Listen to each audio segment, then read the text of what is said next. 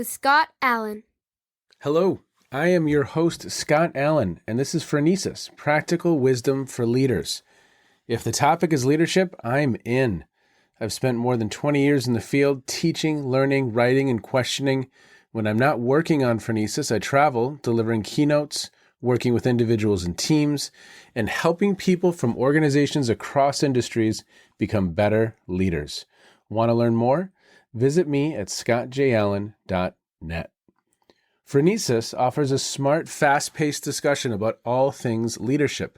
We explore relevant topics and incorporate practical tips to help you make a difference in how you lead and live. Listen Notes lists Phronesis in the top 3% of podcasts worldwide. Phronesis is the official podcast of the International Leadership Association. ILA brings together those who teach, study, and develop leadership, advancing leadership knowledge and practice for a better world. Learn more at ila-net.org.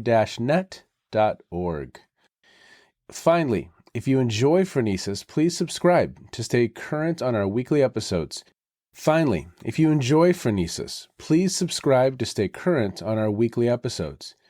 you find an episode that resonates, please share it with your colleagues and friends.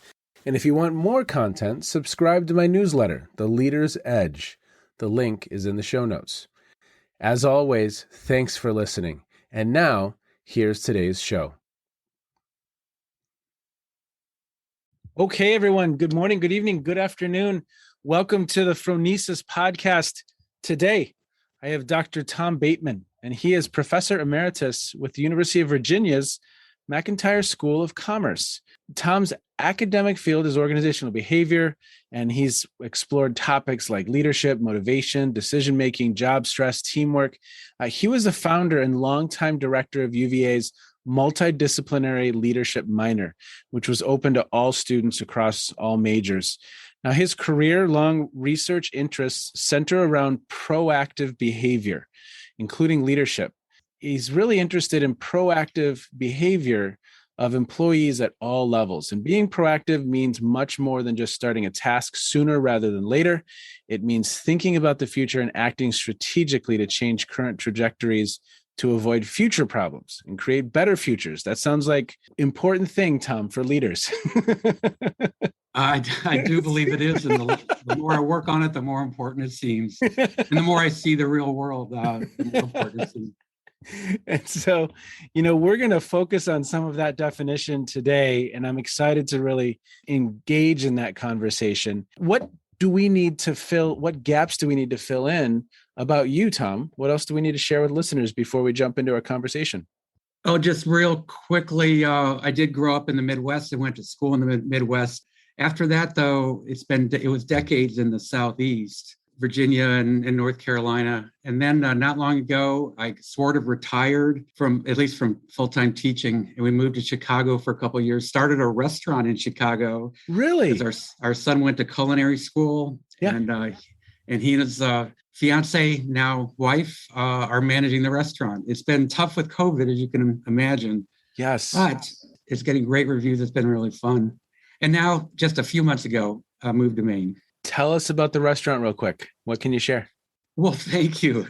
It's don't get me going, but it's international street foods, kind of upscale. I mean, it's not trucks. It's a sit-down restaurant, and it is international street foods. There's a travel theme and an international theme, and the name of it is gadabout, which is an old word that means a person who travels from place to place seeking pleasure. And it's in Chicago, a neighborhood called Andersonville. So thanks for asking. One of my favorite recording artists, was Edie Bickel, and she was in a band called the Gadabouts. So you should play some Gadabouts at Gadabout. And I'm very good. That'd be very meta. It would be meta. I do not know that. But your older listeners might remember, or your more mature listeners might remember a TV personality called Gadabout Gaddis. He was a fisherman. Yeah. Back in the days of black and white TV. I think I was on the tail end of that, or it was a little ahead of my time. The only thing in black and white, Tom, that I remember, I was born in 1972. I just remember watching Flipper. and the Addams family. Well, that may be the saddest story I've ever heard. But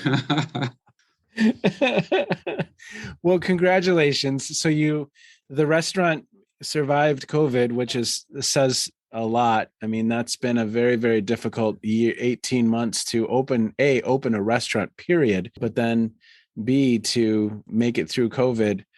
What leadership lessons did you pick up just even in that experience? Let's go there first, because you're a leadership professor. Is everyone looking at you like, okay, you're the leadership guy? the best lesson for me was knowing the importance of delegation to someone who knows more than I do. And that's my son and his now wife. So I just mostly get to enjoy being there and enjoying the food and the company. But credit for surviving COVID to my son and his wife and a great staff. People want to work for them. Wow. And we're not even now, we're not having staffing problems like so many restaurants have had. And that's a really, to their credit. Also credit to, honestly, the governor of Illinois and the mayor of Chicago for being careful in their policies. Yeah. Well, let's talk proactivity, because this is your area of expertise that you've studied for years. And it's not an area that I've spent a lot of time on. So I'm excited to have this conversation and learn a little bit more about this space. Let's start with some baseline concepts. What do listeners need to know about proactivity? What might even some misconception be when it comes to this topic? Oh, that's a perfect place to start. I think there's a lot worth knowing, but it does start with a major misconception. It's sort of a cliche to say I should have been more proactive. He, she, we, they should have been more proactive. And that usually means I wish I'd started sooner rather than waited till the last couple of days. And now I'm cramming it in and maybe doing a lousy job. Yeah. It is far more than that. And to put it another way, it is not just the opposite of procrastination. It involves a lot of what I really think are profound advantages. It includes both thinking about the future and doing something on behalf of the future. In some ways, the farther into the future you think, the more, all else equal, the more proactive you're being. And it targets creating better futures than what would happen if you did not behave proactively. Not procrastinating is an example, but it's almost a trivial example that is common sense to everybody. But it means doing something to change whatever trajectory you're currently on, or your team is on, or your company is on, to try to minimize future problems and maximize future options and opportunities. As you are speaking, and again, if this is way too simplistic, just by all means say, Scott, you're way off base here. But as you were speaking, I thought of I think it's been attributed to Eisenhower as well, but Covey's quadrant, time management quadrant, the quadrant 2, which is, can I lead myself sometimes to really, truly focus on that quadrant 2, that not urgent stuff, but important stuff. And if I spend my time here, it's going to help me be in a better place down the road in the future. Is that in the ballpark? I'll make fun of that comment after we're done and nobody else is listening. No, it is perfectly relevant. In fact, I'm really interested that you thought of that. It's true. Do most people know that? I suppose a lot of people do, but it's of all your tasks, you've got 1 million tasks that you have to do, accomplish, work on sooner rather than later. But you could classify every task as being either urgent or not urgent, and important or not important. And ideally, Covey would say, you want to spend as much time as you can in that quadrant, working on important things when they're not yet urgent, so you can do a quality job. So I think that's honestly, more seriously, a really good thought. And may I add that I thought of Covey in an additional way, which is, so the book was mid-'80s, 7 Habits of Effective People. And the very first habit is to be proactive. And he calls it the underpinning of all the subsequent habits. Wow. So it is profoundly important in that sense. Without meaning to sound critical, he said some really important things in that first chapter, but it only scratched the surface of what we've come to learn about proactivity. because Okay. he talked primarily about how you interpret situations and think it through before you decide what to do. But it was mostly about a perceptual cognitive thing and didn't really highlight hard the action, including the long-term action and the need to keep adjusting strategies over time to reach longer term goals. So it was good. It certainly made the point that proactivity is much more than just that cliche, but it just was a start to thinking more deeply about the topic. So it's envisioning a better future and then acting on and behaviorally putting that into practice ahead of time. Exactly. And I think that's not a small point. A lot of people are thinkers, but not doers. Yep. And a lot of people are the opposite. And a lot of people are neither. God. But proactivity requires both. It is strategic, so it requires genuine thought. Yeah. And it includes not only taking that first step, but keeping after things and adjusting over time until mission accomplished. Okay. And I like that adjusting over time. Even if we go back to your son's restaurant, as you're observing and as you're watching, I'm sure there have been thousands of adjustments as they're getting the feedback loops, as they're coming back, they're adjusting to what the data is telling them. Would that be accurate? Totally accurate. And that's a point at which I might add, without being critical, because there are reasons for this, but the huge majority of behavioral research is very short term in its orientation. I mean, you can't bring in subjects to the laboratory and keep them for long periods of time. Yeah. Or if you try to do survey studies over years of time, you lose your subjects. I mean, and you need to publish. So there's every reason, just like in everything else in life, there's every reason to behave based on short-term pressures. Yeah. But it neglects the longer-term considerations, including thinking through all the consequences of what we do and don't do. Not much psychology has focused in this longer-term territory. So take us down. So we have kind of some baseline knowledge of what proactivity is. What are some other elements that people need to be aware of when it comes to this topic? Well, I will say I've started calling proactivity a class of behavior, different from most behaviors. Most behavior is short-term focused rather than long-term focused. Okay. Much behavior is done pretty unthinkingly. Yes. Rather than thoughtfully and strategically. I'm going to call this episode Unthinkingly. I don't know if that's a gerund or an adjective or what, but I love the word though. Okay. Okay. But I agree with you. Like a lot of the day we're on autopilot. It's automaticity. It's not necessarily thought through intentional behavior. I see that a lot in a lot of my activities around developing leaders, where we can literally finish discussing a topic, move into an activity, and the defaults take back over. Right? Yes. Great comment.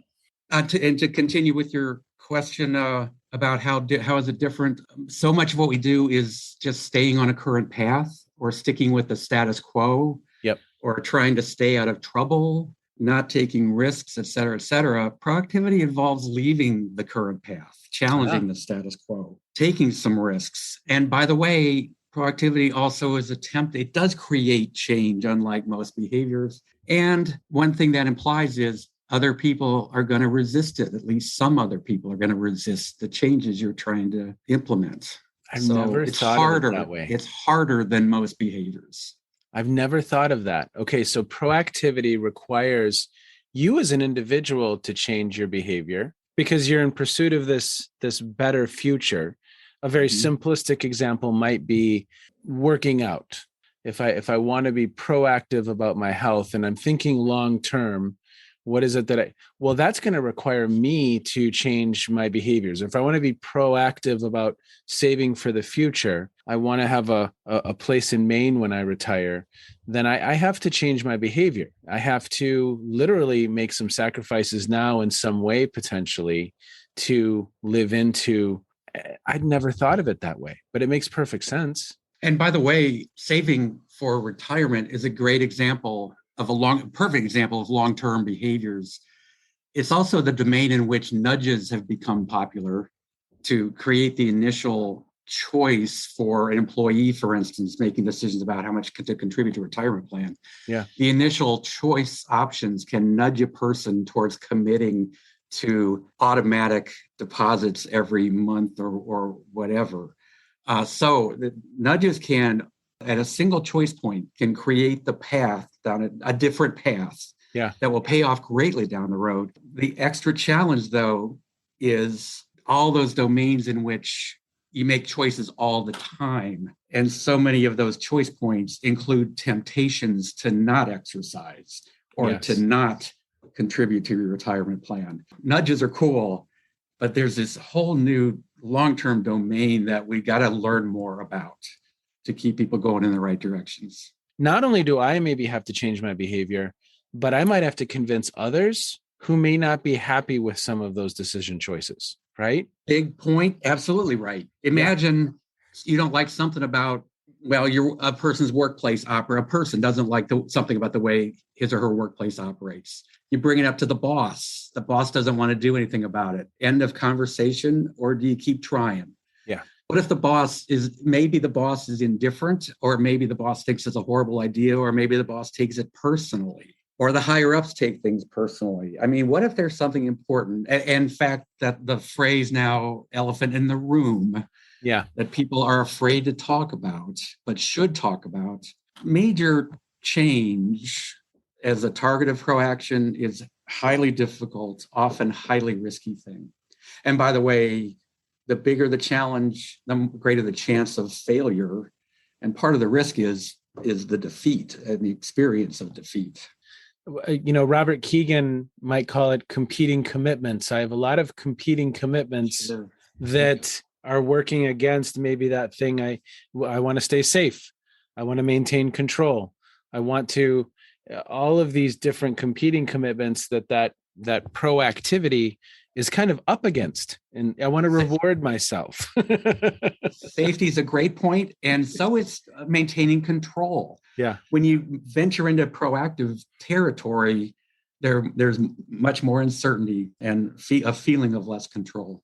Yeah, I'd never thought of this. So proactive territory, even that phrasing is really, really cool.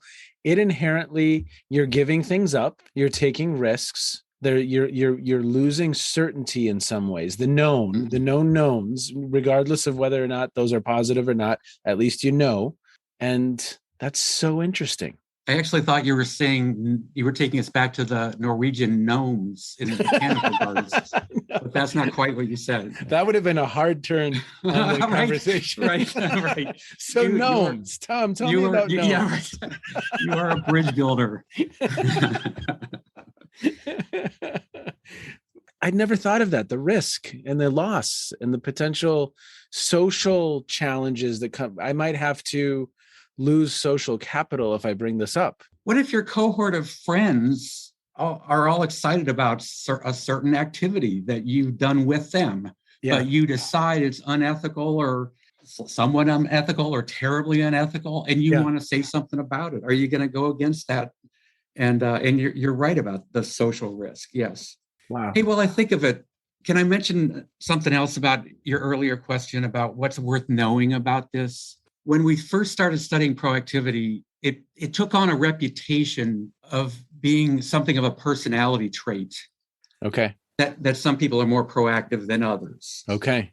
And we said a few things to that effect in the original article. I want to highlight very loudly and clearly that that's a little bit defeatist and self-defeatist. Okay. It's like so many other things that are seen as personality traits. You're not stuck with whatever your natural tendency is. Mm.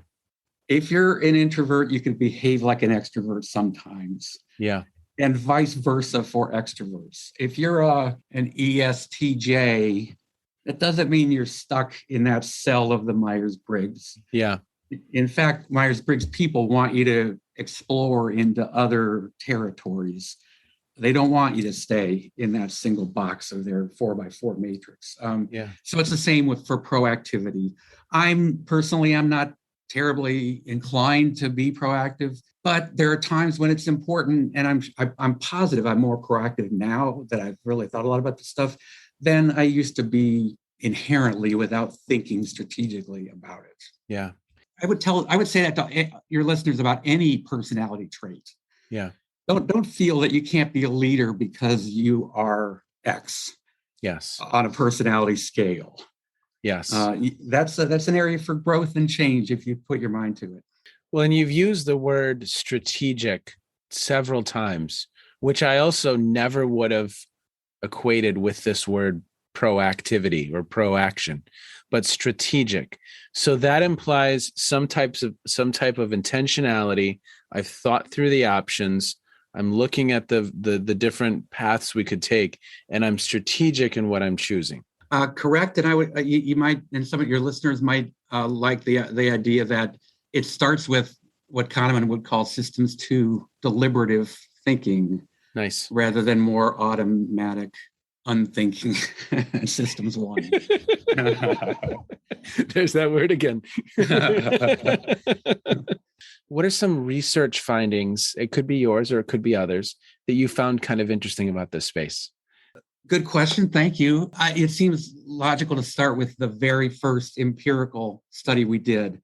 And by the way, I've always been in business schools. Organizational behavior is taught in management departments. So our first context for studying proactivity was the workplace. Okay. And we created the first questionnaire to try to measure proactivity. And the first one was, I think, 17 items. It asked questions about if I see a problem, I'm likely to tackle it, okay, or more likely than other people to act on it. I excel at spotting opportunities, and I see them faster or more clearly than most people do. If I run into obstacles, I don't give up. I work to overcome them or work around them. I keep after it. Since that first study, a number of people in my field have done studies of proactivity. And now just focusing on the workplace, the types of things that the original scale or a version of it has been related to empirically include people's performance on the job, evaluations from their bosses. Oh, by the way, there's a qualifier there. Some bosses don't want proactivity. Some do. But on net, especially if you manage the risks, the net of proactivity tends to be positive. On net, it's been related to faster promotions and higher promotions. On net, it's been related to higher salaries, various measures of subjective career success, career satisfaction, et cetera. Proactive people are more likely to actively deal with job stress rather than passively hope I'll get through this. They take actions on their stress. Teams can be proactive to positive effect. I really think leadership in the form of trying to create constructive change leadership is inherently a proactive endeavor. By the way, entrepreneurs starting a new company is proactive. Oh, yeah. But not many people really do that. And the list goes on. And it's time to mention now, like you said at the outset, and thank you for that, at some point, I came to realize that a domain and maybe the domain most lacking in adequate proactivity is sustainability and climate change. Okay. So many decisions have been made over so many decades that have been driven by short-term reasoning and payoffs or avoiding costs. And we need more long-term, future-focused action. And that inherently is proactive. Yeah. And that's a domain of real interest to me now. Talk about that. What do you see? I just saw a post from Greta Thunberg. I think it came across Twitter. It may have been last night that coal production is going to go up 22% in the US this year or something to that effect. That we can't seem to, on a large scale, A, agree, but then B, live into some of these decisions that will benefit us down the road. Yeah. And boy, God bless her and the other young people and the others who are swept up in the need and talking about this and doing things about it. Climate change, climate action, and the lack of climate actions they fit perfectly with all the things we've just said more generally. Yeah. People behave according to short term, not long term. They think ahead a little bit, but not very much. Yep. They avoid costs now. They go for rewards now. to be an early adopter, so to speak, of the need to talk in a company about the need for climate action and greater sustainability is often to go against the grain of the bosses. And maybe a person is literally alone and is thrilled to find the first other person in the company who agrees about this being important. So it's all the same things operating there. What strikes me to add, being worth adding, is there's so much binary thinking, either or thinking. Yes. People either, for the longest time, and some things are changed. By the way, there's a lot of good news going on these days. There really is. Yeah. But you mentioned that coal statistic. There's a lot of statistics indicating we're not nearly on track to hit the 2050 goals that have been set globally and internationally. And we certainly need more. Part of the problem has been I either believe in climate change or I don't. Yeah. Or I either agree with taking action or I don't. It's not up to me, it's up to them to do something about it. The United States has been a bigger contributor than most countries, but they have to do their equal share to us. And when in fact, there need to be all kinds of gradations and qualifiers, and real fairness is not everybody doing the same thing. Yeah. By the way, a lot of people are all about mitigation, but I'm not going to bother with adaptation. I'll devote myself to this. But of course, both are needed. And that list goes on. Here's another one.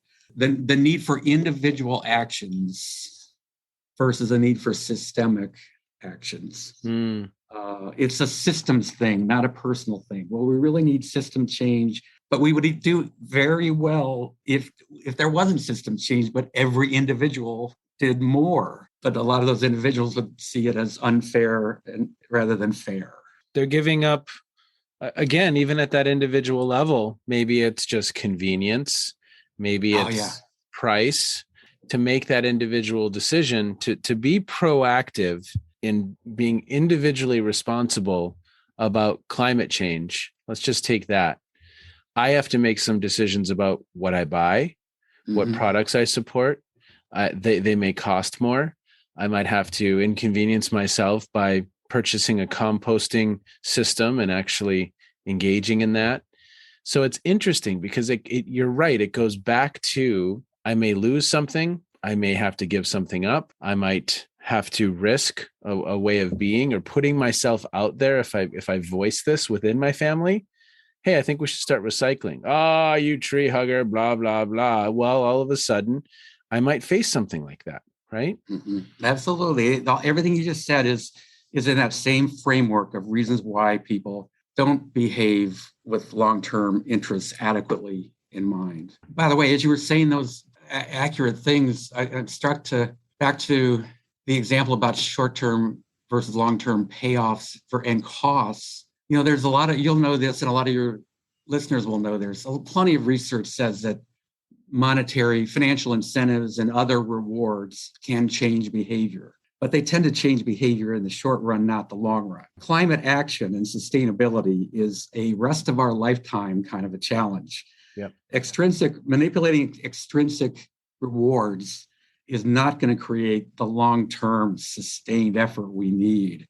Yeah. And we're going to have to learn how to change climate action into a more intrinsic rewarding pastime or pursuit. There's a lot to be learned in that arena. But it's really interesting, Tom, because you said earlier, and this really, I had a boss one time say, stop doing so much, you're going to make us look bad.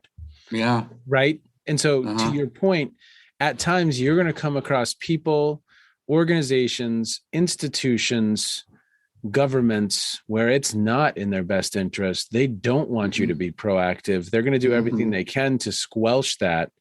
They don't want it. Right. And that's just another fractal from, a relationship of two to sometimes a nation state. Yeah, good comment. Another fractal. That prompts me to add a couple more things on your point. One is, again, you and many of your listeners will know the concept of self-efficacy. Yeah. People feeling unable to make a difference holds back climate action. I'm just one person. It's well worth highlighting that efficacy can grow. don't know if fractally is the right word, but more the really exponentially be the right word, by turning individual action into collective action. Power in numbers regarding climate action, for sure. Whatever a person's personal interest in climate action might be, they can find others with the same interests and magnify their potential impact. By the way, too, that pertains to working at your place of work and finding like-minded coworkers to start initiatives in companies and in the other sectors. And if more organizations banded together and sectorally and including cross-culturally, the power would magnify. And the get out the vote thing is another example. Yeah. A major, crucial example. I'm going to put some links to resources in the show notes.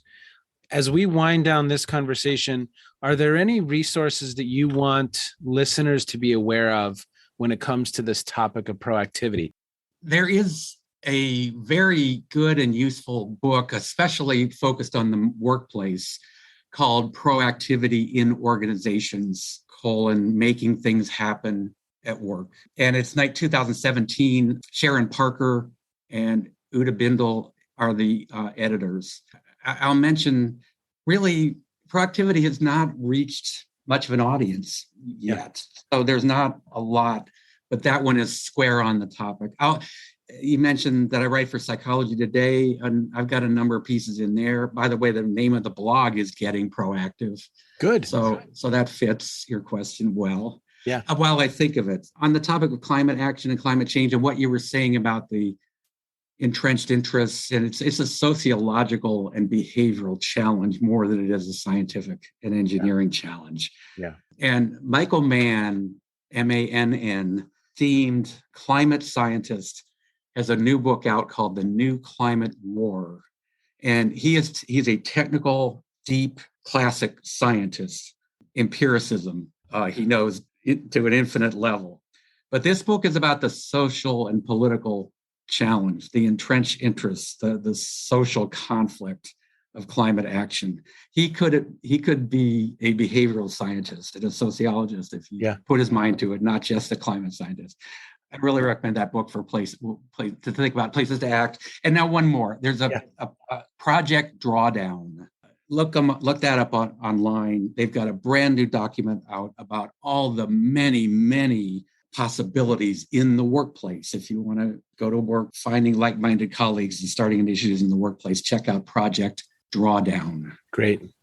Well, in your neck of the woods, I have a former student, and she's at a large energy company from your neck of the woods. And she was here in Cleveland working for them, and she started all of their initiatives around sustainability.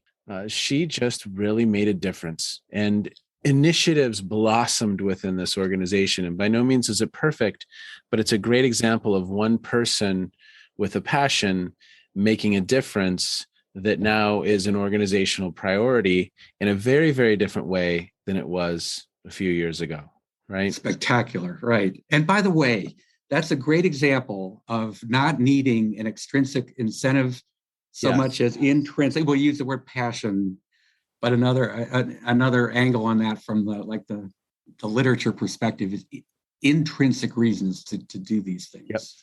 Yep. Real quick, Tom, what have you been reading, watching, or listening to, or streaming that's caught your eye, just in a general sense? It doesn't have to have anything to do with what we've been discussing. I mentioned Mike Mann's book. Adam Grant is a great organizational behavior person. A recent book of his is called Think Again. Yes, I would recommend that too. About closed-mindedness and the need to rethink once you have an opinion. It's okay to rethink and maybe come up with a different opinion. Yes. I'm about to read, I just bought Margaret Heffernan's book called Uncharted, How to Navigate the Future. I've yet to read it, but navigating the future in uncharted territory, that's a big challenge and part of effective proactivity. Yeah. So I look forward to reading that. Oh, and I guess one more I mentioned is just today I read an article. Jane Goodall has a new book out. Oh. And I'm not sure the name of it, but in the article I saw that she has a podcast called Hopecast. Okay. And she says, I've been talking about proactivities, is talking about changing one's behavior and changing one's way of thinking to become more future minded and to be both a thinker and a doer. She gets really down, Jane Goodall does, about obviously species extinction, but also like the pandemics and climate change generally. And she's just really discouraged, like so many of us are. None of these huge things are making enough of a difference in the way humans act. She says people have to change from within. And I do think a person can help another person change, but the within part of it is essential, especially for long term. Her podcast is called Hopecast, as I said. She knows this. Hope is not enough, though. Hope can easily lead to passivity. Yeah, the next round of politicians will do what needs to be done. She doesn't mean it as a passive thing, I'm sure, but it requires both the right perspective and strategic action. That mindset of having hope, and we haven't discovered it yet, but then also that action component is so critical. And by the way, I've not seen literature or research on this, but I'll bet you anything that to get more immersed in climate action can go a long way toward helping what they call eco-anxiety, to do something about it rather than just fret about it can be very stress relieving. I'm not telling people who are burned out to work harder, but I am telling people who aren't contributing what they could be, that to do that could be really helpful from an anxiety and stress and defeatist standpoint. Well, Tom, I am so thankful that we've had this conversation. You've opened my mind to a whole new realm, literally about a word that I had not thought of deeply. And I'm so thankful for that, because like so many things, it's this whole world and there's so much that's going on in that word. And it's just a fun conversation because, to your point, I mean, we've used words like long-term, future, risk, loss. I mean, there's so much in this world of that word. It's so cool. Nice comments. I've really appreciated your comments and questions. Hey, I just thought of something that could bring closure. I started off by saying that not procrastinating is almost a cliche and trivial compared to the profundity of proactivity, but it's not trivial when it comes to procrastinating on climate action. So how's that for 360 closure? I like it. We will continue the conversation, sir. Thank you so much. Really fun. And Coast Botanical Gardens. I've seen it as one of the top attractions in Maine. I promise I'll go. Oh, you will not be disappointed. It's a beautiful place. And the next time I'm in Maine, we'll get together for a pint and catch up. I will give that serious consideration. So I was trying to be proactive and like have a beer. All right, I commit right now. Okay. Be well, sir. Thank you. Thank you. You too. Thanks so much. What a fun conversation with Tom. I really hadn't reflected on the word proactivity with any depth whatsoever. But what I loved about our conversation is there's a whole world underneath this word. And at first glance, it feels fairly simplistic, but it's actually incredibly complex. If at the individual, the team, the organizational, even maybe we could go to the country, at all of these different levels, if we want to get somewhere new, we're going to be giving some things up. If we want to get somewhere new, we have to go in eyes wide open and understand the complexity that we are engaging in. And so, Tom, I just say thank you so much for a wonderful conversation. Thanks for the work that you do. I will place a number of resources in the show notes for those of you who would like to explore this topic a little further. But as we enter 2022 and you think about what you want to accomplish, this episode has some clues. This episode can serve as a guide. Be well, everyone. Take care. And as always, thanks for checking in. You have just finished another episode of Practical Wisdom for Leaders with Scott Allen. To contact me, visit scottjallen.net or send me a note at scott@proactivity.com. scottjallen.net. I'm also on LinkedIn, so let's connect. If you have feedback, I'd love to hear it. And as always, thank you so much for listening. And now here's my daughter, Emily, with the outro.